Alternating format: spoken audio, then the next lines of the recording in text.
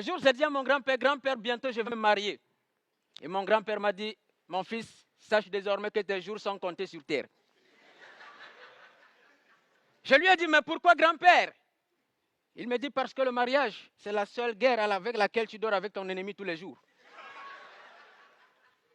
Mon grand-père m'a dit, fils, quand tu veux te marier, mieux vaut un bon célibat qu'un mauvais mariage. Il m'a dit, quand tu veux épouser une femme, demande à Dieu de t'aider pour que tu trouves la bonne femme. Car si tu trouves une mauvaise femme, tu risques de faire une crise d'AVC. Et lorsqu'il est causé par une femme, AVC signifie arrête de vivre, connard.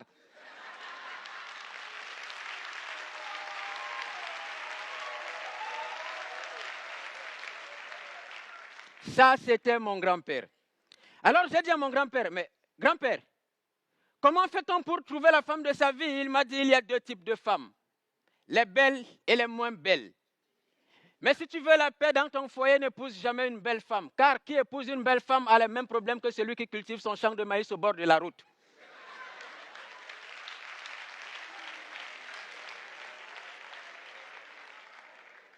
J'ai dit à mon grand-père, grand-père, comment faire pour connaître la femme de sa vie? Comment faire pour savoir qu'une femme peut rester dans un foyer? Et mon grand-père m'a dit, observe le comportement de ta belle-mère. Les tigres ne donnent pas naissance aux agneaux.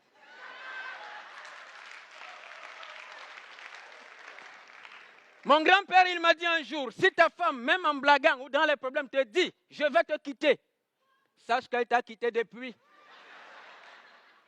Et si tu la vois simplement à côté de toi, sache qu'elle attend simplement que ton rival lui envoie les sous pour déménager.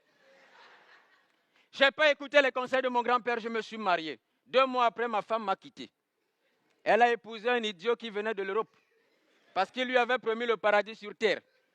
Après avoir passé 2 semaines dans la maison de ce petit cancre, elle me rappelle au téléphone un matin, elle me dit, chérie, s'il te plaît, excuse-moi, je sais que j'ai merdé, redonne-moi ma chance, est-ce que je peux revenir vivre avec toi? Je me suis mise à rire. Elle me dit, chérie, tu ris alors que j'ai des problèmes? Je lui dis, non, je ris parce que tu viens de comprendre que le tourisme est différent de l'immigration. Reste là-bas.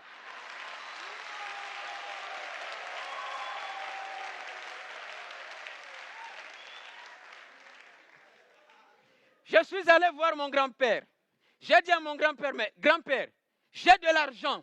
Pourquoi ma femme m'a quitté? Il m'a dit, tu ne comprendras jamais pourquoi.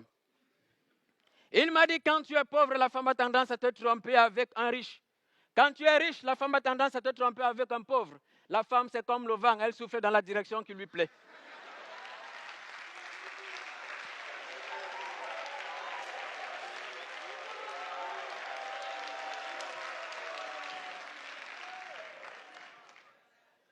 J'ai dit à mon grand-père, grand-père, j'aime mal. S'il te plaît, grand-père, permets-moi de comprendre la femme. Mon grand-père a ri. Je lui ai dit, ma femme m'a dit qu'elle me sera fidèle. Pourquoi elle m'a trompé? Mon grand-père m'a dit, la fidélité aujourd'hui, cher fils, à l'heure des nouvelles technologies, ne se déclare plus avec la bouche, mais c'est dans le téléphone. Je lui dis, pourquoi? Il me dit, parce que pour déshabiller ton partenaire, tu n'auras jamais besoin de code. Mais pour allumer le téléphone de ton partenaire, il te faudra un code, car nos téléphones sont devenus plus intimes que nos parties intimes.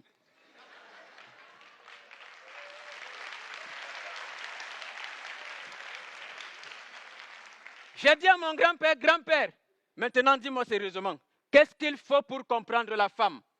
Et mon grand-père m'a dit, mon fils, aucune science, aucune étude, aucune analyse médico-légale, aucune doctrine, aucune religion ne comprendra la femme. Car si Dieu avait voulu que l'homme comprenne la femme, il n'aurait jamais endormi Adam pendant qu'il criait Ève.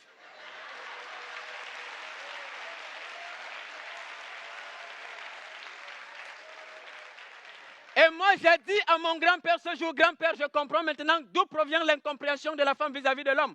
Pourquoi Dieu a fait cela? Pourquoi Dieu a-t-il endormi l'homme pendant qu'il créait la femme? Et mon grand-père m'a dit, c'était simplement pour que l'homme aime la femme sans se poser de questions. Bonsoir.